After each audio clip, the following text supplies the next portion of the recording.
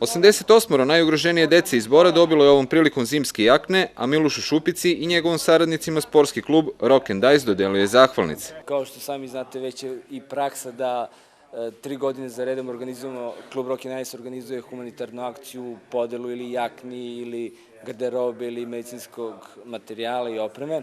Tako i ove godine smo odlučili da organizujemo podelu jakni. Naravno, klub Rock and Dice je taj koji organizuje sve, a glavni donator je Miloš Šupica, koji je, naravno, već su ljudi i upoznali njega. Zadovoljan sam organizacijom, kažem, svi koji su došli. Žao mi je što fale deca koja su bila na spisku, a koja nisu došli iz određenih razloga zato što je zima, pa možda nisu mogli ovo sa sela da dođu. Ali eto, šta da kažem, puno je srce, znači uvek kada se deli to i uvek kažem stvarno jedinstveni osjećaj pomoći nekom i dati makar i nešto najmanje, ali eto, jakne sad, da li je mnogo ili malo, ali je, kažem, jedinstven osjećaj pomoći nekom.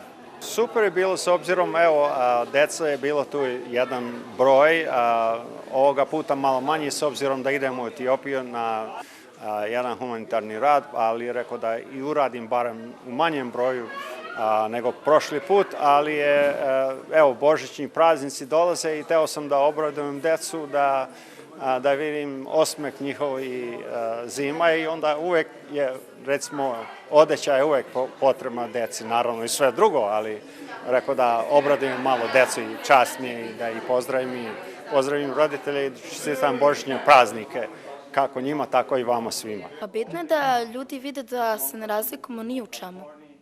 To je najbitnije, znači, iako smo mi u kolicima, ako imamo neki problem, to ne mora znači da imamo problem sa glavom ili tako to. Znači, ne moraju da se plaše nas.